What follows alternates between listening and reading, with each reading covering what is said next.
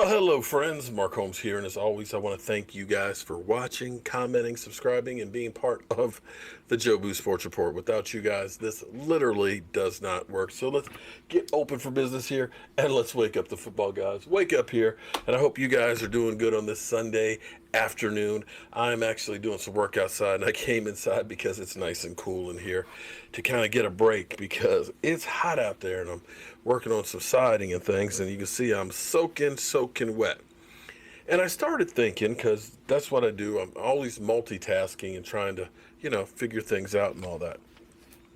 And we've heard so much that Dak Prescott had empty calorie yards, on the season and things. I started thinking about this season, and I wondered which you would rather have. Would you rather have Dak Prescott throw for over 5,000 yards or have Zeke Elliott rush for over 2,000? Which one would you rather have? Seriously. We were close last year. And what if I told you that Dak Prescott's season last year of 4,902 yards, which was 1 yard behind Tony Romo's Dallas Cowboy record, was the 21st best passing season in the NFL history? That's pretty amazing. That's a lot of yards. And so I started thinking about that because I wondered where exactly does that place him in that category, because we have so many cherry-picked, as they say, statistics. You hear so many ones about Dak Prescott this and Dak Prescott that, and when you hear something, oh, well, he's top 5 in this, well, you're cherry-picking a stat. So I figured, let me go ahead and pick some cherries right now. But I started wondering because, we had so many games that we lost that you kept looking at and saying, damn, how much more does a quarterback need to do? And I wanted to know what the seasons were like when quarterbacks threw for a lot of yards. An amazing thing happened is I went through the whole list. Peyton Manning, 5,477 yards. They were 13-3. They lost in the Super Bowl. And that was a great season, but didn't end up in a Super Bowl, winning a Super Bowl. Drew Brees, 5,476 yards, 13-3. Great season, fell short. Tom Brady, 5,235 yards, 2011, lost to the Giants in the Super. No, I'm sorry. They didn't make the Super. Wait a minute. They lost the Super Bowl, I think, that year. Did not win the Super Bowl. Drew Brees, 5,208 yards, 7-9. Drew Brees again, 5,177 yards, 7-9. By the way, when we talk about garbage time, you might want to say that a lot of Drew Brees' numbers were actually garbage time because a lot of his record-setting seasons were in seasons that they had losing records. Just saying. Drew Brees, 5,162 yards, 11-5. Big Ben, 5,129 yards, 9-6. Jameis Winston, 5,109, 7-9. Pat Mahomes, my homeboy, 5,097, 11-3. Dan Marino, 5,084, 14-2. Drew Brees, 5,069, 8-8. Matthew Stafford, 10-6 in 2011, 4,967, 4-12. Drew Brees again, 4,952, 7-9. Big Ben Roethlisberger on the list again, 4,952, 11-5. Matty Ice cold, baby, 49-14, 11-5. Eli Manning, 49-33, 9-7. Matty Ice, 7-9 at 49-24. Kurt frickin' Cousins, 8-7 and 1 with the Redskins, 49-17. Tony Romo, 49-03, 8-8, and then of course Dak Prescott, 49-02, 8-8. So only half of the team, the players that threw, record-setting numbers, we're talking about the top 22.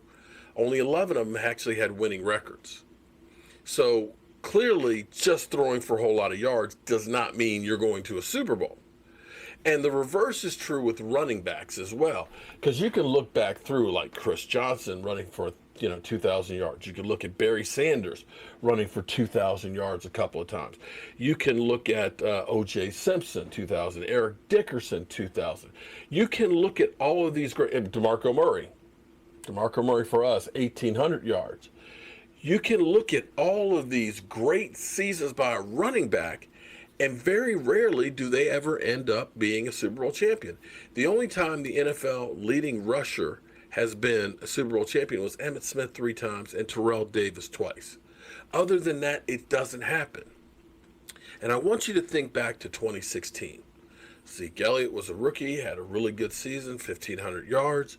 And then you look across the board at what Dak Prescott did. There wasn't a whole lot of yards. I think, 3,400 yards? 24 TDs maybe. You can't look at any receivers that were 1,000-yard receivers. But what you can look to on that is balance. You can have a quarterback that throws for a ton of yards. And I don't believe a single one of these record-setting seasons ended up being a Super Bowl season. What you really and truly need is you need balance.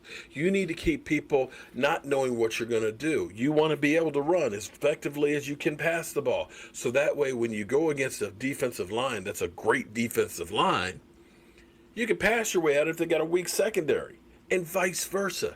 And that's when you look at that 2016 season. We were really balanced across the board. There was no one guy that you said, if we take that guy out of the mix, they're going to lose.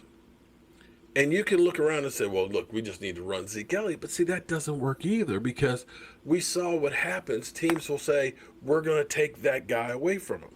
So in regard to the question of who would you rather have, Dak Prescott have 5,000 yards or Zeke Elliott have 2,000, you don't want either. You want Zeke Elliott to get about 1,500 yards. You want your quarterback to throw for about 4,500 and be balanced. Keep people, in fact, you actually want Tony Pollard in there, actually get you a lot of passes in there as well, and maybe rushing the ball for about 500 yards. But if you can do that, I can guarantee you, you will have more success come playoff time than we've had in the past. Too many times we've relied on just Tony Romo's arm to get us there. And teams devise ways to stop Tony Romo, and vice versa as far as Zeke Elliott. So with that being said, I'm going to go back out here in the heat and work on this side and some more. But it was just one of those thoughts that I wanted to check in with you guys, see how you guys are doing, see what you're doing on this Sunday as we sit 70 days, 5 hours, 22 minutes, and 11 seconds away from kickoff. Man, I can't wait till we have some real football to talk about. Yeah. All right. I'm going to catch you guys on the flip side.